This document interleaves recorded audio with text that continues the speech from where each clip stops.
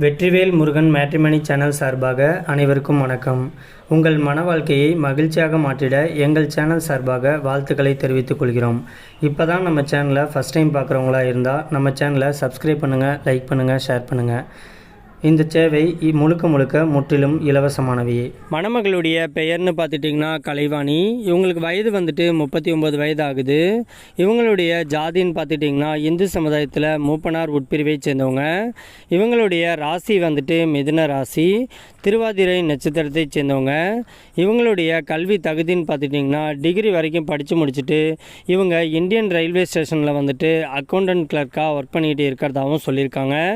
இந்த மணமகளுடைய திருமண நிலைன்னு பார்த்துட்டிங்கன்னா முதல் அல்லது மறு திருமணத்துக்கு சம்மதமும் தெரிவிச்சிருக்கிறாங்க.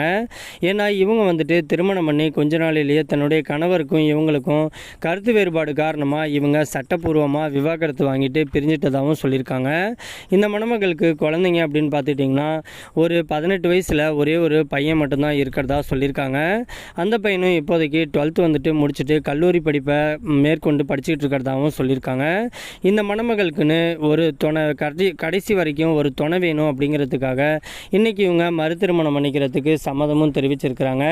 இவங்களுக்கு சொந்த வீடு வசதின்ட்டு நல்ல ஒரு வசதியான குடும்பத்தை சேர்ந்த மணமகள் அப்படிங்கிறதுனால தனக்கு மறுவாழ்வு கொடுக்க போகிறவர் வந்துட்டு வசதி குறைவாக இருந்தாலும் பரவாயில்ல, ஜாதி வயதை பற்றிலாம் எந்த ஒரு தடையும் கிடையாதுன்னு சொல்லியிருக்காங்க. இவங்கள மாதிரியே அட்லீஸ்ட் ஒரு டிகிரி படிச்சுட்டு ஏதோ ஒரு வேலைக்கு போகக்கூடிய ஒரு நல்ல குணமிக்க கணவர் கிடைச்சா போதுன்னு சொல்லியிருக்காங்க. இவங்க சென்னையில் தான் வசிச்சுக்கிட்டு இருக்கிறதாகவும் சொல்லியிருக்காங்க. இந்த மணமகள் வந்துட்டு கொஞ்சம் ரெக்வெஸ்ட் பண்ணி கேட்டிருக்கிறதுனால இவங்களுடைய முகத்தை கொஞ்சம் மறைச்சி போட்டிருக்கோம். நேரில் வந்து கேட்டு பேசி பிடிச்சிருந்துச்சு அப்படின்னா எல்லா டீட்டெயிலையும் கொடுத்துட சொல்லியிருக்கிறாங்க. இந்த மணமகளை உங்களுக்கு பிடிச்சிருந்துச்சு அப்படின்னா ஸ்க்ரீனில் தெரிகிற இந்த மின்னஞ்சல் முகவரிக்கு உங்களுடைய முழு விவரத்தையும் அனுப்பிச்சுட்டிங்க அப்படின்னா பெண் வீட்டார் சைடு உங்களை பிடிச்சிருந்துச்சு அப்படின்னா அவங்களே தொடர்பு கொள்கிறேன்னு சொல்லியிருக்காங்க. அதுக்கு அடுத்த மணமகளுடைய பெயர்னு பார்த்துட்டிங்கன்னா திவ்யா பாரதி. இவங்களுக்கு வயது வந்துட்டு 42 வயது ஆகுது. இவங்களுடைய ஜாதின்னு பார்த்துட்டிங்கன்னா இந்து சமுதாயத்தில் செட்டியார் உட்பிரிவை சேர்ந்தவங்க. இவங்களுடைய ராசி வந்துட்டு துலாம் ராசி, விசாகம் நட்சத்திரத்தை சேர்ந்தவங்க. இவங்களுடைய கல்வி தகுதின்னு பார்த்துட்டிங்கன்னா பிகாம் வரைக்கும் படித்து முடிச்சுட்டு போஸ்ட் ஆஃபீஸில் வந்துட்டு ஒர்க் பண்ணிக்கிட்டு இருக்கிறதாகவும் சொல்லியிருக்காங்க. இவங்களுடைய திருமண நிலைன்னு பார்த்துட்டிங்கன்னா மறு திருமணத்துக்கு சம்மதம் தெரிவிச்சிருக்கிறாங்க. ஏன்னா இவங்க வந்துட்டு திருமணமாகி கொஞ்ச நாளிலேயே தன்னுடைய கணவர் வந்துட்டு இப்போ கோவிட் வந்தப்போ உடல்நிலை குறைபாட்டினால இறந்துட்டதுனால இவங்களுக்கு வந்துட்டு அவங்க ஊர் சார்பாகவே போஸ்ட் ஆஃபீஸில் போஸ்டிங் போட்டு வேலை கொடுத்துருக்கிறதாகவும் சொல்லியிருக்காங்க.